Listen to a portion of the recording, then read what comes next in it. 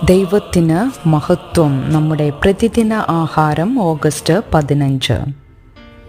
വിവാഹ രൂപകം.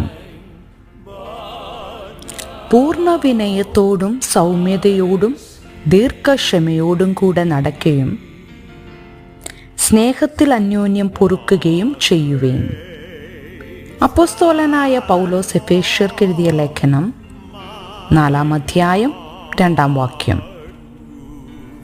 22 വർഷം ഒരുമിച്ച് കഴിഞ്ഞ ശേഷം മെറിനുമായുള്ള എൻ്റെ വിവാഹം എങ്ങനെ മുന്നോട്ട് പോകുന്നു എന്ന് ഞാൻ ചിലപ്പോൾ ചിന്തിക്കാറുണ്ട്. ഞാനൊരു എഴുത്തുകാരനാണ്. മെറിൻ ഒരു സ്റ്റാറ്റിസ്റ്റീഷ്യനാണ്. ഞാൻ വാക്കുകൾ കൊണ്ട് പ്രവർത്തിക്കുന്നു, അവൾ അക്കങ്ങൾ ഉപയോഗിച്ച് പ്രവർത്തിക്കുന്നു. എനിക്ക് സൗന്ദര്യം വേണം, അവൾക്ക് പ്രവർത്തനം വേണം. ഞങ്ങൾ വ്യത്യസ്ത ലോകങ്ങളിൽ നിന്നാണ് വരുന്നത്.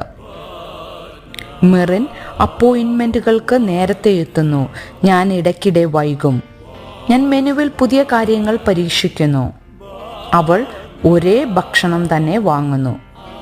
ഒരു ആർട്ട് ഗാലറിയിൽ 20 മിനിറ്റ് കഴിഞ്ഞും ഞാൻ തുടങ്ങുന്നതേ ഉണ്ടാകുകയുള്ളൂ.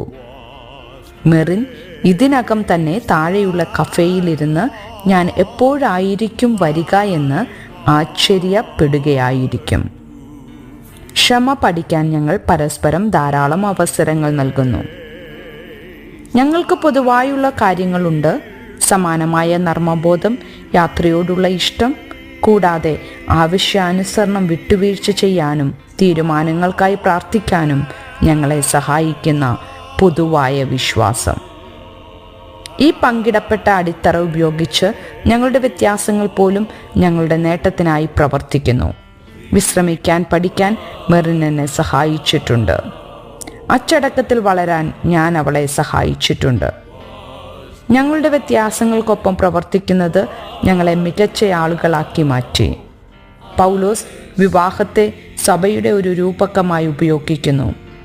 അതിനു തക്കതായ കാരണവുമുണ്ട്. വിവാഹം പോലെ സഭ വളരെ വ്യത്യസ്തരായ ആളുകളെ ഒരുമിച്ച് കൊണ്ടുവരുന്നു. അവരോട് താഴ്മയും ക്ഷമയും വളർത്തിയെടുക്കുവാനും സ്നേഹത്തിൽ അന്യോന്യം പൊറുക്കാനും ആവശ്യപ്പെടുന്നു. കൂടാതെ വിവാഹത്തിൽ എന്ന പോലെ വിശ്വാസത്തിൻ്റെയും പരസ്പര സേവനത്തിൻ്റെയും പങ്കിട്ട അടിത്തറ ഒരു സഭയെ ഏകീകൃതവും പക്വതയുമുള്ളതാക്കുവാൻ സഹായിക്കുന്നു. ബന്ധങ്ങളിലെ അഭിപ്രായ വ്യത്യാസങ്ങൾ വലിയ നിരാശയുണ്ടാക്കും. സഭയിലും വിവാഹത്തിലും എന്നാൽ നന്നായി കൈകാര്യം ചെയ്താൽ ക്രിസ്തുവിനെ പോലെയാകാൻ നമ്മെ സഹായിക്കുന്നതിലൂടെ നമ്മുടെ നേട്ടത്തിനായി പ്രവർത്തിക്കാൻ അവയ്ക്കു കഴിയും. ചിന്തിക്കുക. നിങ്ങളുടെ പങ്കാളിയെക്കുറിച്ചോ അടുത്ത സുഹൃത്തിനെക്കുറിച്ചോ ചിന്തിക്കുക. നിങ്ങളുടെ വ്യത്യാസങ്ങൾ നിങ്ങളെ വളരാൻ എങ്ങനെയാണ് സഹായിച്ചത്?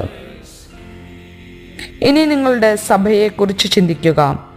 അതിലെ അംഗങ്ങൾ തമ്മിലുള്ള വ്യത്യാസങ്ങൾ ദൈവഭക്തി വളർത്തിയെടുക്കുവാൻ നിങ്ങളെ എങ്ങനെ സഹായിക്കുന്നു? ദൈവത്തിന് മഹത്വം.